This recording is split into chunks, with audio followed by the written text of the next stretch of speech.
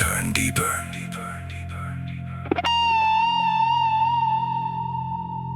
I saw Somber smiling, practically eager to talk, and Sen withdrawn, looking down at her feet. Somber began.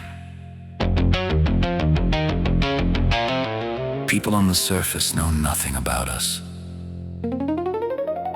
We are not allowed to send any information to the surface. That is the first rule of all people of the underground. Communication would mean immediate war and the death of billions of people of the underground at the hands of the world government. Sen added, "And what's the second rule?" "There isn't one," she replied.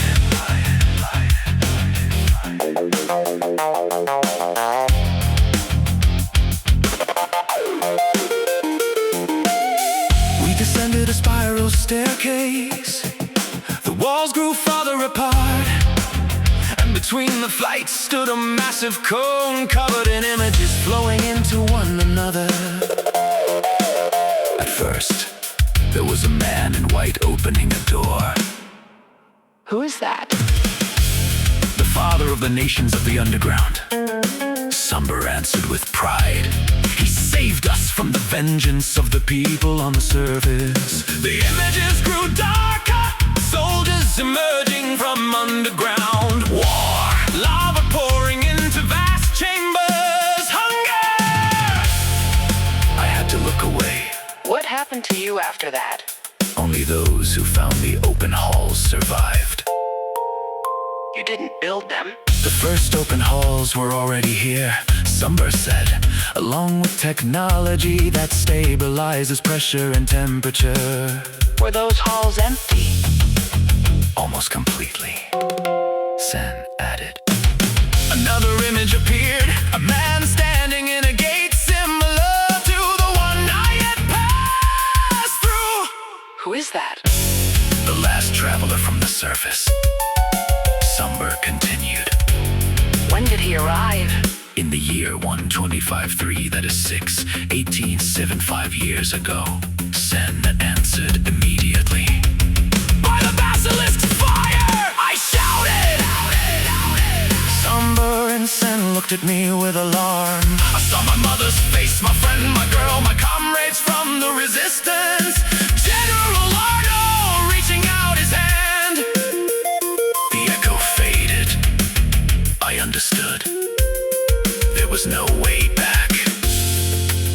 After a moment, I frowned and looked at them with quiet defiance, as if to say that remained to be seen.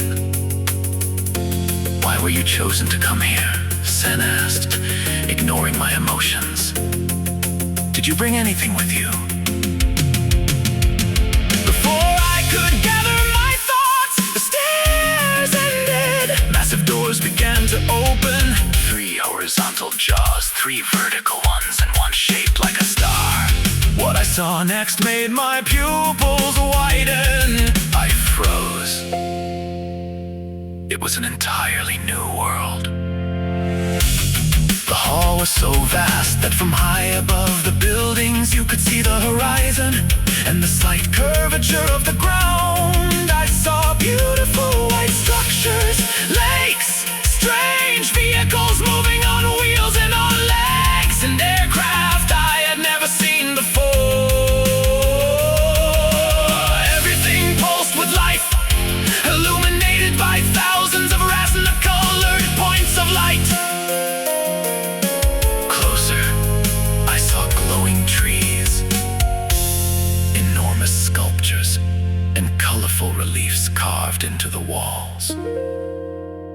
It was beautiful, only the sky was missing. In its place was a blue, endlessly sculpted wall, softly glowing.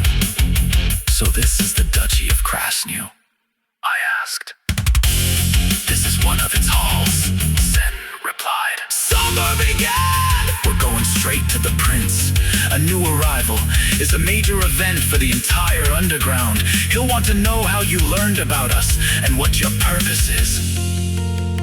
We've already informed him. Somber's voice began to be drowned out by the approaching roar of a vertical takeoff jet called a jumper. What is your prince's name?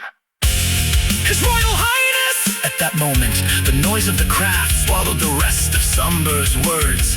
The doors opened, and I saw several soldiers motioning for us to come inside.